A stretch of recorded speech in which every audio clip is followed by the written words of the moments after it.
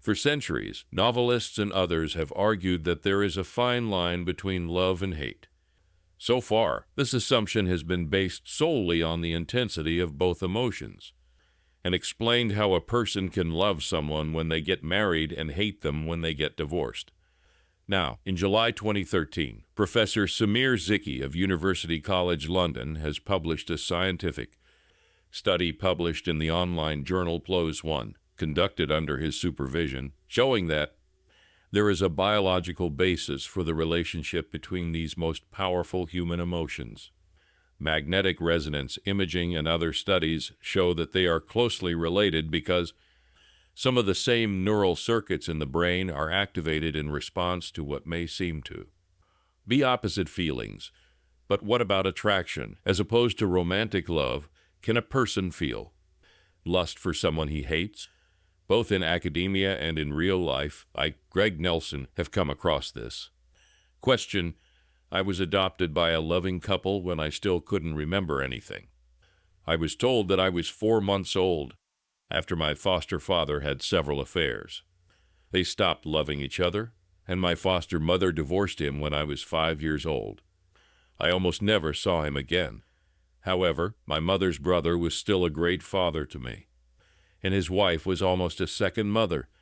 My aunt and uncle have always treated me well for the significant amount of time I spent with them throughout high school, especially when my mom had to work or had problems with her life. They were provided for, made sure that I didn't need anything, and even paid for part of my college tuition. However, the most important thing was the love they gave me. With the exception of my mom, aunt, and uncle, I was always underestimated. As a child, and often as an adult, it was and still is because of my physique, no matter what I do. I will never have a saggy waistline. I have what almost everyone who mentions it has: a beautiful face with penetrating ice blue eyes and attractive, for women, silky blonde hair. But my body clearly lacks the tone of the muscles of the torso, due to the apparent lack of muscle tone in my body. I was bullied at school until rumors started that maybe I didn't really know much about tests. Although my hands were not particularly fast, the strength of my upper body was impossible to believe given my appearance, but if I got to the opponent, he would be finished. This became especially noticeable after my uncle, who received a black belt in judo as a teenager, taught me several submission techniques and choke techniques that matched my strengths. My main problem as a child was that I wasn't bullied by boys at school and that I didn't have a father at home. Rather, my main problem, unfortunately, was the black spot of my aunt and uncle. It was their eldest daughter, Amber, my aunt and uncle's son, Josh, who was a year younger than me, and their youngest daughter, Brittany, who was 3 years younger than me, were not only cousins, but also good friends. Amber, who was 2 years older than me, was and remains the most conceited, nasty, venomous likeness of a human being imaginable, although Amber also mistreated Josh and Brittany. It was nothing like how she treated me. She called me all the insulting names she could think of. For most people, insults are just an expression of speech. In her case, she actually kept a spiral notebook with offensive comments and phrases that she came up with, heard from others, or learned from reading trashy novels. Just about me, one of her favorite things was telling me that my biological parents didn't want me because I was a piece of shit, and that my foster father ran away because he couldn't stand me, and that my mother only pretended to love me because she felt sorry for me. It wasn't until I turned 13 that my mother finally convinced me that everything Amber had said was bullshit.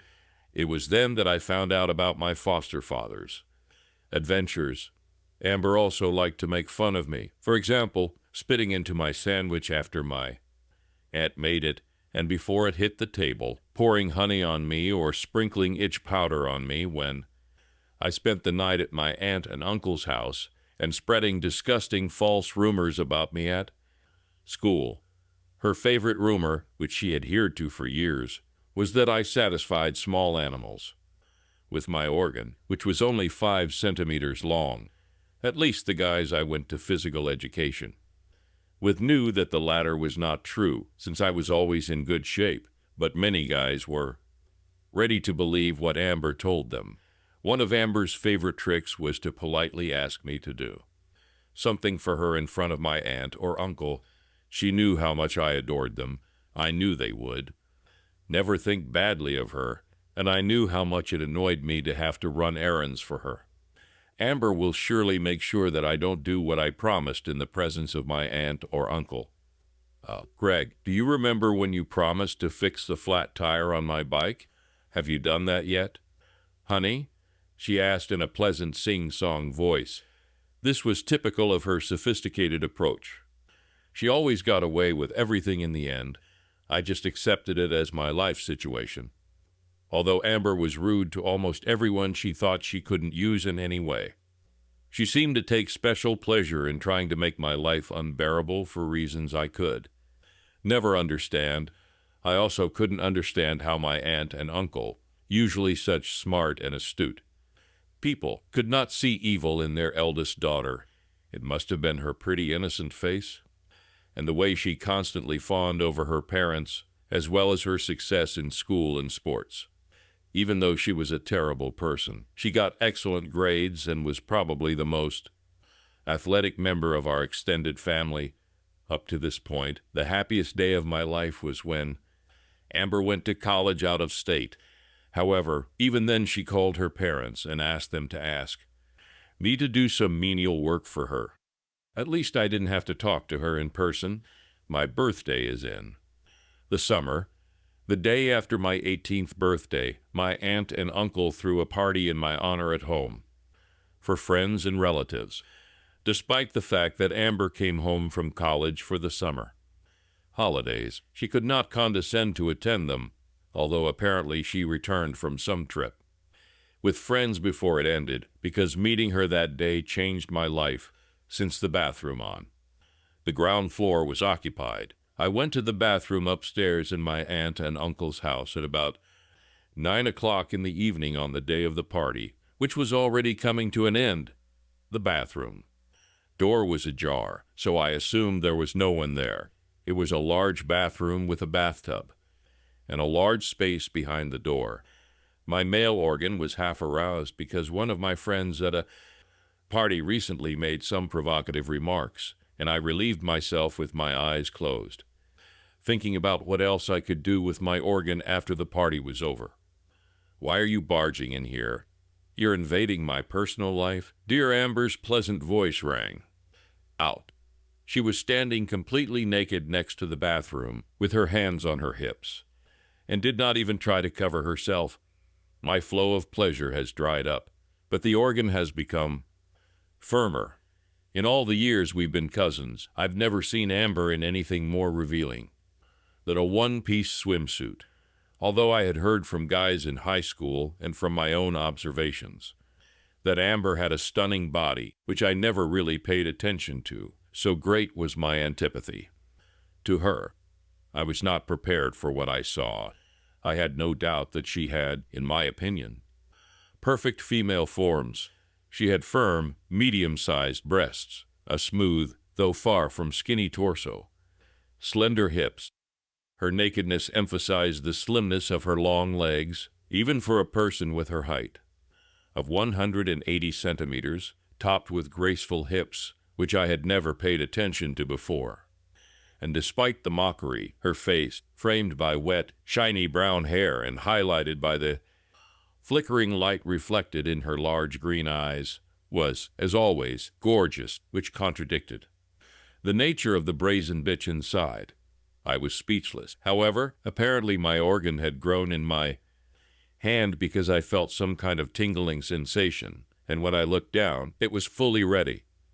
Well, at least I'm glad to see that the rumors that I'm spreading about you having a 5-centimeter male organ are not true, but it won't help you at all, because no woman will allow such a disgusting person like you to shove this thing inside herself, she growled in a disgusting tone. For the first time in my life, at least in my memory, Amber's insults not only did not hurt me, but also aroused me. Also, one of the few times I could remember snapping back at her. It was hard for me to think straight the rest of the night. My organ remained firm, and I'm sure I had a glazed expression on my face. Judy, a friend who made provocative comments about me, noticed my predicament. She smiled devilishly at me, looking at my crotch and licking her lips. Less than an hour later, Judy was bent over a picnic table in a deserted park halfway between my aunt's house and her own, and I satisfied her for a very long time while she moaned and scratched the table. I imagined Amber's gorgeous body in my mind as I ruthlessly brought Judy to tears before exploding inside her and actually putting her in a coma for a good 30 seconds.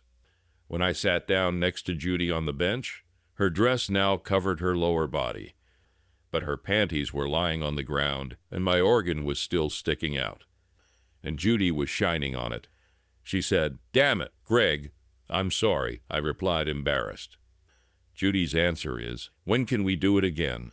Surprised me after her comment, "It will never be the same again."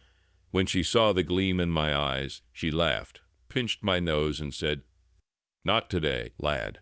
I need time to recover. How about Tuesday?" Neither Judy nor I saw a long future for ourselves, but we enjoyed satisfying each other a couple of times a week until the summer was over and we went to different colleges. Most of the time when I was caressing Judy, I was furiously satisfying Amber in my mind. Fortunately, Judy loved rudeness, because otherwise the first time would have been the last. When I was in my second year of college, Amber was getting married. I felt sorry for the poor guy until I met him. His name was George.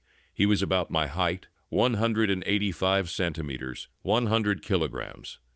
Although with 6 abs instead of a noticeable belly, which I always carried with me, and which was the main reason that people underestimated me, he was also very good-looking.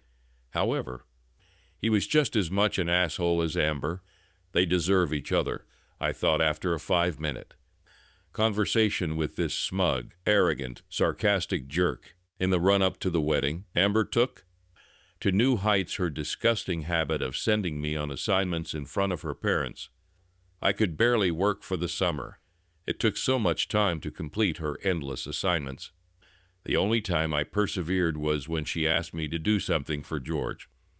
And the only payback for that was that I accidentally caught her and sometimes the bridesmaids trying on various outfits and was almost naked. I was an usher at the ceremony, danced my ass off at the reception, and even picked up one of the tipsy bridesmaids in an empty conference room next to the hotel ballroom where the reception was taking place. The only drawback was that Amber looked so damn attractive that my organ was constantly straining in my pants, and the bridesmaid liked it when it was gentle, so I couldn't imagine satisfying Amber. In the summer, a year after sweet Amber and George got married, George threw a pool party at my aunt and uncle's house with their permission while they were out of town. My mom was there, George and Brittany with their boyfriends, me and my girlfriend, as well as a lot of mutual friends of all ages. Amber and George kindly graced us with their presence around the middle of the party. Amber had obviously had a drink before the party and downed 2 martinis during it. Despite all my attempts to avoid her egg besides, I was wearing mirrored sunglasses, and it was easier to look at her in a bikini from afar. She and George cornered me. She started telling me that they needed my help to move into another apartment in 2 weekends. Her parents weren't there, and I was still angry that I was the errand boy at her wedding, and her tone was more commanding than pleading, so I exploded. "I'm not your errand boy anymore." I snapped at her. "Listen, shit with brains. You're going to help, or I'm going to tell Mom and Dad that you're being a jerk to me. I'm done with your games." "Tell them what you want," I growled. "You have no right to talk to my wife like that, man." George growled threateningly. "Fuck you, George. You're an asshole just like her." I snapped back, throwing my sunglasses aside. George swung at me and delivered a glancing blow to my left cheekbone. He would have had to knock me out to get a chance. I pounced on him like a stink on shit, knocked him to the ground, and performed a chokehold from behind. I squeezed him harder, teasing him. "Did you lose the fight? You bag of shit? You don't look much like a man, do you?" When George cursed me and Amber pounded on my arms and shoulders, trying to get me to let him go, I got angry and knocked him unconscious before letting go. At first, Amber approached him and fawned over him, after I made fun of her with words. "It's nothing serious, Amber, just his pride. I wouldn't want to deprive you of the only jerk who is stupid enough to marry you." She jumped up and started hitting me in the face. I grabbed her hands and held them out in front of me. "Stop waving Amber around. It's going to hurt you." She spat in my face, so I dragged her to the side of the pool and threw her into the water. When this happened, her bikini top accidentally fell off. As soon as she got out, she put on a real show, running around the pool deck topless, until finally she was laughingly pointed out to lack of clothes, and she covered herself up. Unfortunately, damn it, she has great breasts, was the main thought that was spinning in my head, with the help of my mom and Brittany. George was brought to his senses, and he and Amber left the party in a rage. Surprisingly, or maybe not, no one else left. After Amber left, Josh, Brittany, and a few friends patted me on the back and said, "Great job, Greg. It was great to see these assholes humiliated," or something like that. Even my mom didn't judge me. "I wish this hadn't happened, darling," was her only comment.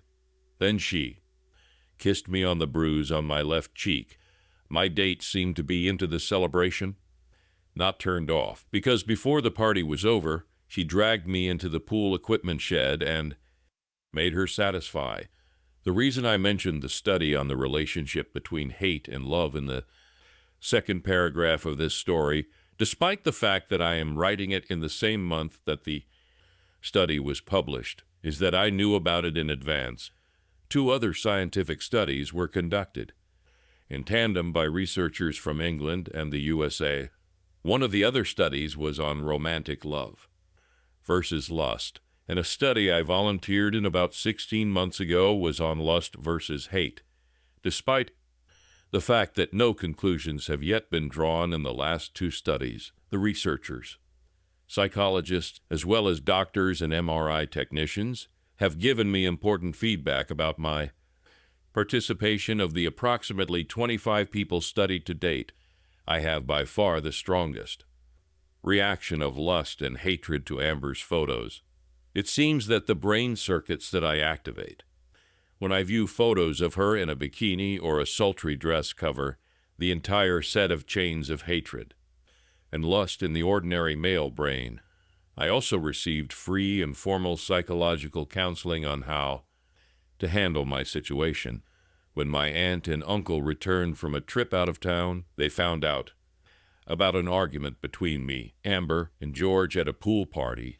Obviously, my mom, Josh, and Brittany had properly prepared them because they didn't assume that I was to blame.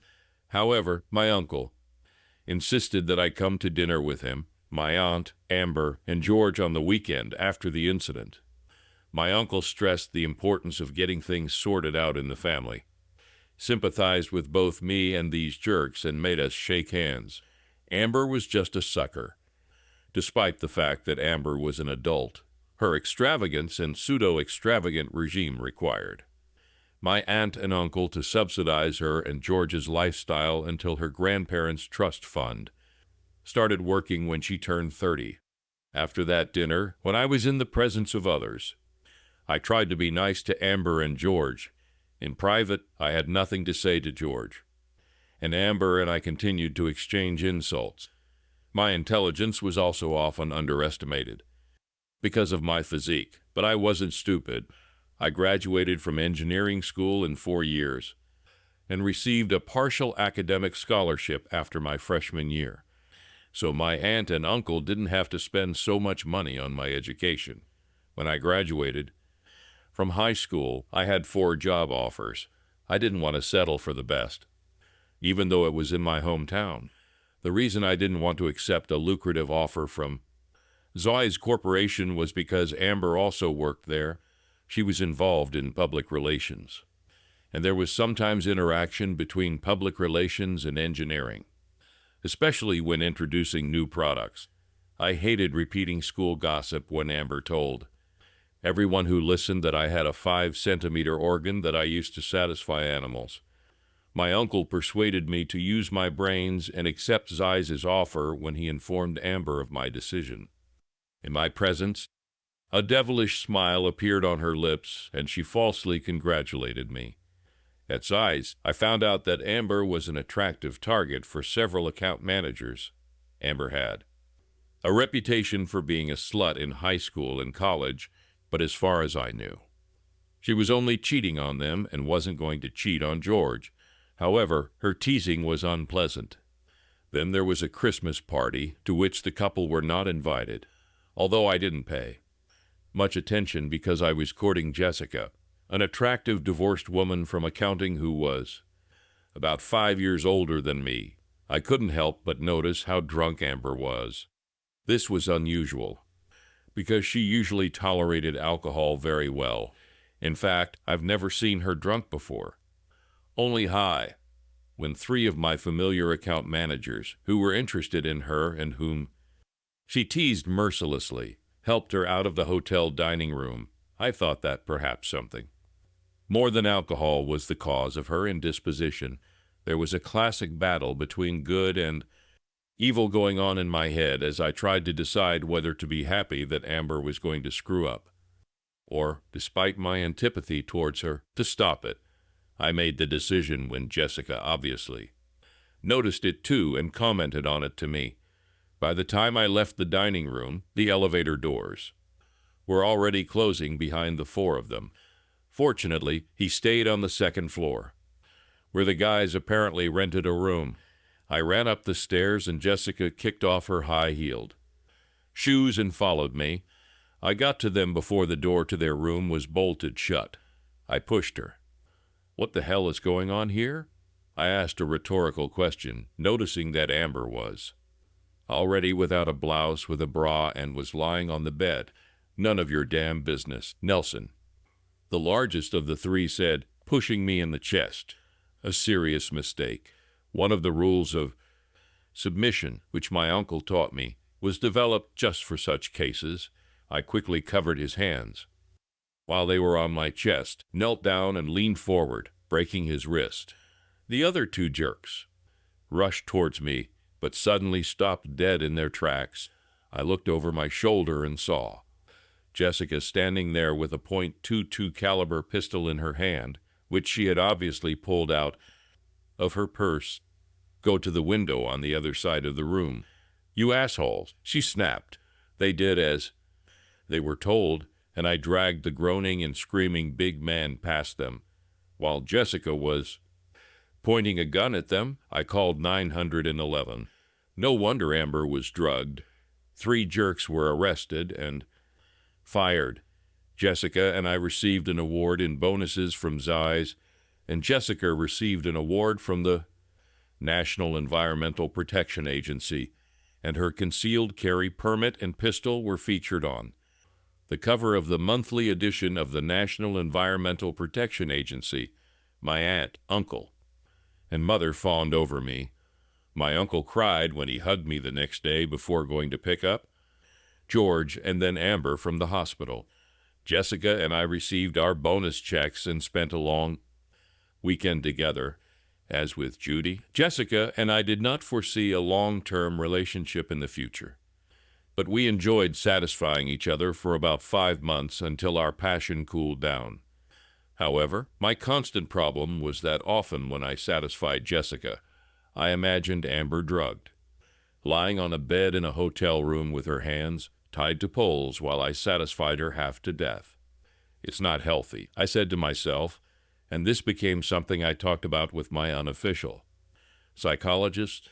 George really sincerely thanked me after the attempted rape incident. In fact, he didn't treat me any better soon after, but at least he was sincere in his gratitude. "Amber, on the other hand, was still the same ass, while she was smiling and thanking me in front of her parents as they left the room. She said, "Even a piece of shit like you can do something right. For once in your life, don't bother your head about it, you idiot," and sauntered away. About 6 months after the Christmas party, I heard a rumor that Amber was sleeping with a married vice president.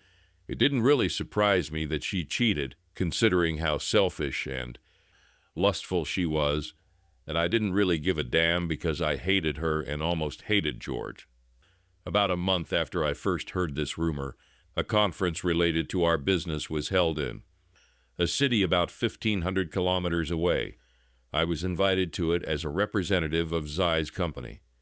Imagine my surprise when, about a week before the conference, George invited me to have lunch with him. After George assumed his usual pose and casually talked about the local sports teams, a thoughtful expression appeared on his face that I had never seen before. "Greg, please be honest with me by answering a few questions," he whispered. "I'll try," I said, a little taken aback. "You don't like Amber, do you?" After a short pause, and looking around to see who might be nearby, I asked, "George, you're not writing this down, are you?" "No," he stammered. "Empty all your pockets and take off your jacket," I said. He looked at me strangely, but did as I asked. "After the examination," I said. "Okay, this is not to tell anyone from the family about it, but I hate this fool. I'm sorry, but just thinking about her gives me goosebumps. I didn't mention that it also makes my organs stand up. Would you tell me if she was having an affair? I could if I had real evidence." I said, "What's the matter? I feel that she is unhappy. Maybe she's just hanging around because according to our prenuptial agreement," he continued before I interrupted him. "Do you have a prenuptial agreement?" I asked. "Yes, according to the prenuptial agreement, if she cheats on me before my trust fund arrives. She won't get anything from it. It's a lot of money. My grandparents were rich and separated from my father and aunt before they died, so they left everything to me in a trust fund. I will get access to them in 2 years. I'm not a private investigator," I said in a knowing tone. Not sarcastic, I know, but you hate Amber, and you have the honesty that the attempted rape incident demonstrated. Amber is going to the same conference as you next week. Please, I'm begging you, tell me if you see anything suspicious. I'll do whatever you want," he said, in a pleading, submissive tone that was very different from his usual arrogant tone. I thought about it a bit. He started to say something, but I just raised my hand and said, "I'll think about it." In the end, I decided that if she was cheating, it gave me a potential opportunity to take revenge and bring some suffering into her life. "All right, George," I muttered. "If I get any real information at the conference, not just assumptions or rumors, that she is cheating, I will tell you about it. However, you must never disclose this to anyone, and you will only use my information to hire a private investigator and use only his or her testimony if you want to divorce Amber. Thanks, dude. Thank you so much," he murmured excitedly. "Wait, that's not all. I'm not just doing this because I hate Amber," I said. "If I find out something worthwhile and you end up getting divorced, I want to get $10,000 from your trust fund. Tomorrow, we will go to a lawyer, discuss with him or her, and with both of us the issues of attorney-client privilege, and then inform him or her about the deal." "I got it, dude, thanks," George exclaimed enthusiastically, and then enthusiastically began to eat his previously untouched lunch. The conference lasted all Tuesday, all Wednesday, and then around 4 p.m. on Thursday. The vice president she was rumored to be dating, Chad Simmons, was also there. I wasn't really sure if I was going to check on Amber or not, but the likelihood of it increased, because Simmons was there. Simmons was a man who was never kind to me and did not support the Zai's engineering department, so his dismissal would not have bothered me at all. On Tuesday evening, after the conference dinner, I overheard Amber, as I expected, talking to George on her mobile phone from the hotel lobby and telling him how tired she was during the day and that she was going to go to bed early. After that, I secretly followed her and Simmons and saw them. Separately, both into room 612, just a few doors down from my room 619. There was a party after. Dinner on Wednesday. Simmons got completely drunk. When he was leaning back in his chair, with a shit on his face, Amber and two other women were sitting in the booth. Amber glared at him. I came over. "Girls," I said to the women in the booth, "it looks like I should escort Mr. Simmons to his room. Do you know which one it is?" "Take the key card out of his pocket," Amber replied politely. Since there were other women nearby, I took out a card and handed it to her. "He's in room 612, she said, looking at the key. I don't know if she thought she was fooling anyone, because the room numbers aren't on the key cards, but I played along. "Can you help me take him upstairs?" I asked Amber. "Okay," she growled and then caught herself because there were two other people nearby, and said in a pleasant voice, "That's really nice of you, Cousin Greg." After we took him to his room, I smiled slyly at Amber and said, "It looks like he won't be able to satisfy you tonight. How sad it is for you." "Fuck you, asshole. We don't sleep together," she said defensively. "Then why did you spend last night here?"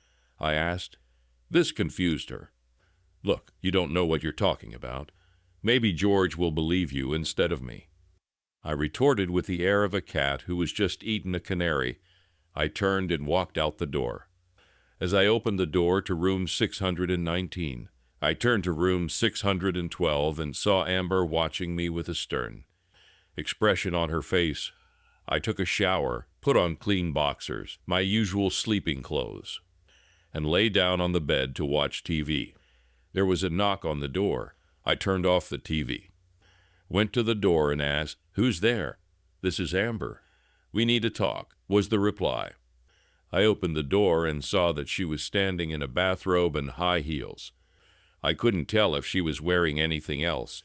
Amber brushed past me and stopped at the foot of the bed. "Greg, let me be honest," she began. "Are you going to call me Greg now instead of asshole? Or something like that?" I asked, smiling. "Would you rather I called you that?" "What is it?" she asked, crossing her arms over her chest. "Then I'd know it was really you." "And not some cyborg who looked like you," I retorted. "Okay," she replied after a pause. "Asshole, let me be honest. I need you not to tell George about Simmons, even if you're wrong. I think George is suspicious, and that could cause a scandal. If you want me to listen to you, you have to be honest," I said, emphasizing the word honest. "Admit that you're sleeping with Simmons, if it were possible to kill with a look. Then the imaginary lightning bolts from her piercing green eyes would strike me dead." After I stared back at her for a full 30 seconds, she said, "Okay, I admit that Simmons and I slept last night. Just please don't tell George. Think about what would happen to Mom and Dad if they found out. Don't play on my love for your parents." I snapped. "I hate George almost as much as I hate you. So I probably wouldn't have told him if it wasn't for the fact that you're sleeping with Simmons. If it was someone else in Zeiss, I wouldn't care. What kind of problems do you have with him?"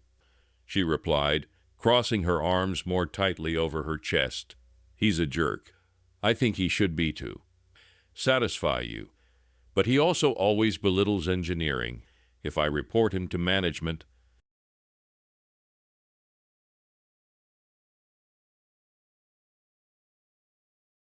if George finds out too, I'll get back at you for how shitty you've been to me all my life," I said, smiling from ear to ear.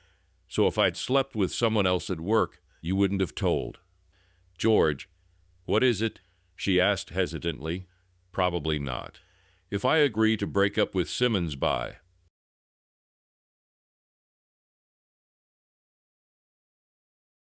won't you tell George? This is step one," I said, after another long pause with a glint of awareness. In her eyes, she took off her robe, showing off her gorgeous naked body. "You want to satisfy me, don't you?" She chuckled. when I took off my boxers, showing off my rock-hard organ. Proud more than ever. I was honest. Yes, since I saw you naked in the bathroom. My psychologist, your psychologist, she interrupted.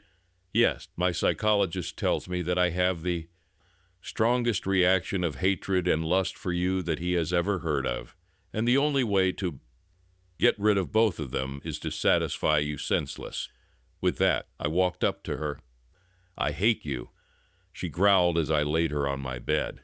I didn't sleep much that night. But for the first time in my life, I was fine. Amber had too many of them to count. Besides, it was the first time in my life that I made love without kissing the woman I was sleeping with. I tried once, but she turned away, and I was too busy with her gorgeous body to worry about it. We had to come to the first morning meeting of the conference. First, I took a shower, got dressed, and then I was sitting on the edge of the bed, covering my face with my hands, when Amber leisurely came out of the bathroom. "Why are you such a gloomy asshole?"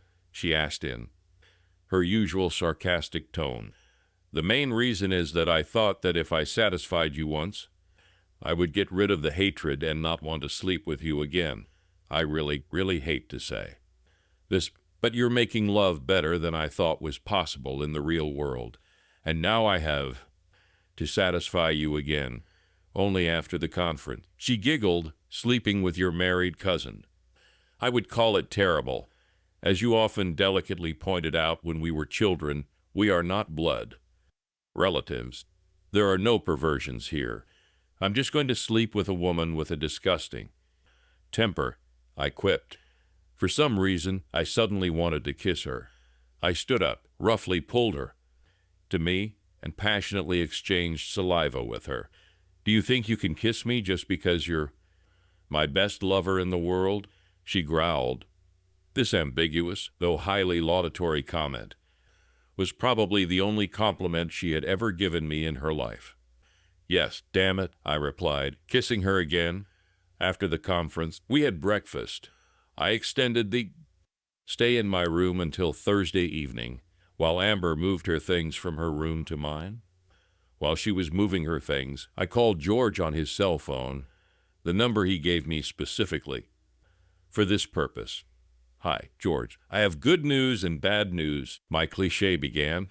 "Damn it," he exclaimed. "Tell me the bad news first.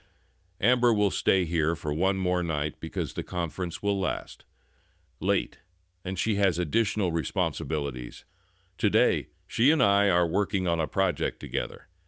When she calls to tell you, pretend to be surprised, but I wanted you to know that it's not because of intrigues with the guy I thought was the most likely suspect that she was having an affair." "Amazing," he practically giggled. "What's the good news?" I saw her slap the guy who approached her, and I've never seen her mess with anyone else, despite the opportunities for that. Thanks. "Dude, I owe you. That means you won't get $10,000, he chuckled. George is an asshole as always, I thought to myself, but I didn't say anything. No. But I thought about it a little more and decided that telling you about it was the right decision. So I would have refused the money, even if the news had been different. I'll think of some way to thank you, he chirped.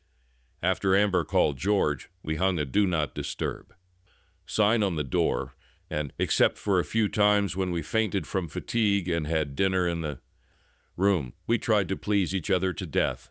This time there were kisses. Our holiday at the hotel took place almost 3 months ago. Since then, Amber and I have continued to insult each other daily in sleep, usually 3 times a week. I really wish I could stop, but I can't for 2 reasons.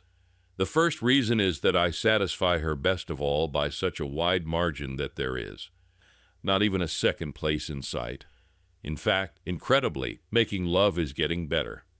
The second reason is that the scientists conducting the lust-hate study are writing an article exclusively about my relationship with her, anonymously, of course. They interview me by phone every week, and I even got Amber to share her thoughts with them on a weekly basis.